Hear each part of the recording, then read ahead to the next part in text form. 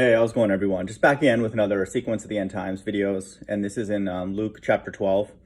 And so this again follows the sequence of the elect, and them being taken away, Christ appearing to take away his elect. Then there's a time of division where God is sifting the earth, the people that remain on the earth, for the rest of his right-hand side. And then a time where Christ returns with his elect to destroy, everybody with the mark of the beast. And so this follows that exact sequence. So Luke 12:35 to 56, you must be ready. Okay, we all have to be ready. Stay dressed for action and keep your lamps burning, and be like men who are waiting for their master to come from the wedding feast, so that they may open the door to him at once when he comes and knocks. That's in verse 36, 666. A lot of references to Christ reappearing is in verse 36 or 33. Just know that. And those are the numbers that signify the times that we live in. That's tattooed across the entire earth. It could not be more obvious. Verse 37, blessed are those servants whom the master finds when he comes. Truly I say to you, he will dress himself for service and have them recline at table, and he will come and serve them. That's in verse 37, 777. That's a complete number. If he comes in the second watch or in the third and finds them awake, blessed are those servants. So we have to be aware, okay, of the time period. We don't know the day or hour, but Christ is telling us that you have to know what's going on, and he'll remind us of that later, of the times that we're living in.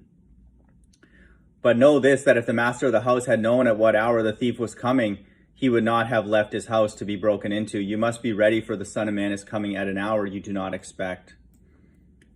Christ doesn't know the hour, okay? So just know that. This is like, we have to be aware of the times, and then God's Spirit works with us to remind us, and then we can say confidently that, Christ will be returning soon, for sure. Verse 41, Peter said, Lord, are you telling this parable for us or for all? And the Lord said, who then is the faithful and wise manager, whom his master will set over his household to give them their portion of food at the proper time? Blessed is that servant whom his master will find so doing when he comes. So he's going to say, you're going to know who's his servant by the people who are preparing for his return. It'll be obvious, and then I see that. It's very, very clear. People come by here saying Christ under 10 years, 15 years. That's not my Christ. That's absolute nonsense to me. Verse 44, truly I say to you, he will set him over all his possessions. That's in verse 44. That's God's elect who will be in charge of the entire earth. They all will report to Christ, who reports to the Most High. And so they're the quote government in the kingdom. This is the government that's being talked about in John 3:16. Verse 45, but if that servant says to himself, my master is delayed in coming, and begins to beat the male and female servants and to eat and drink and get drunk, the master of the servant will come on a day when he does not expect him, at an hour he does not know, and will cut him in pieces and put him with the unfaithful. Okay, so Christ is saying that people who don't know when he's going to return, those are the unfaithful. Okay, so just know that. You have to talk to God. You have to understand the timing of his return, or else he's going to put you in this group of the unfaithful, the congregation of the dead, which is the Bible says in other places. Verse 47, and that servant who knew his master's will, but did not get ready or act according to his will receive a severe beating.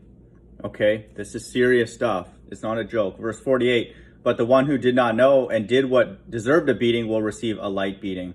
So some people are just blinded, but then they have to go through the great tribulation, which we're going to read about here. Everyone to whom much was given, of him much will be required. And from him to whom they entrusted much, they will demand the more. So now Christ is talking about a group that are preparing. And then there's another group that they're just ignorant. Okay, and then they're going to have to go through this that he describes here. Verse 49, I came to cast fire on the earth. That's a literal fire. Okay, and would that it would already kindled. He's anxious. He wished that he could do it when he's saying those words. I have a baptism to be baptized with, and how great is my distress until it is accomplished. Christ experienced actual pain on the cross, okay? God didn't shut down his pain receptors, and then it was just a walk in the park, okay? For those Satanists out there that teach that nonsense. Okay, it wasn't a sacrifice then. Anybody would do it. I would do it, okay? Give me healing power, and I can cast out spirits, and then preach once in a while, and then when they're about to cause me pain, I'll just shut those pain receptors down, and I'm going back to the Father. Is that a big deal? Okay, Christ felt incredible pain. Okay, and then that was a heinous act. That was the most perverted act that is ever committed ever in everywhere. Okay, so just know that. And so He's very worthy, you know, to be praised for sure. Verse 41, do you think that I have come to give peace on earth? No, I tell you, but rather division. So now he's talking about a time where he's delineating his left and his right hand side more explicitly, you know, in this time of great tribulation. For from now on in one house there will be 5 divided, 3 against 2 and 2 against 3.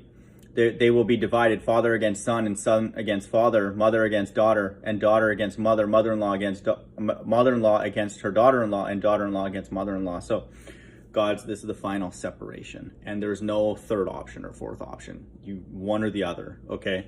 And so that is the time of the Great Tribulation, where the mark of the beast is going to essentially be forced, and then those people are going to give up their life, which is what he's describing here as a light beating.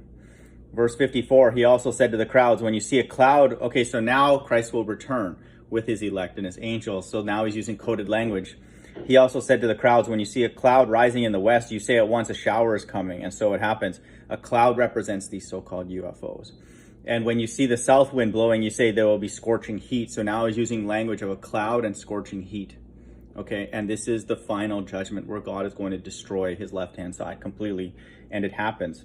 Verse 56, you hypocrites, you know how to interpret the appearance of the earth and sky. Okay, these flat earthers know that the earth is flat and stationary and all that kind of stuff, but they don't know that we're in the end times. Okay, whatever, we're in a simulation, okay, and all that kind of stuff. And then so Christ calls these people hypocrites. They're faithless. You hypocrites, you know how to interpret the appearance of the sky, of the earth and sky, but why do you not know how to interpret the present time? He's talking about now, and these words speak to us because we believe that we were the people hearing this in that time, and then our spirit is back here on this earth right now. And so we're testifying that we're in the last days. Hope everyone's doing well. Bye.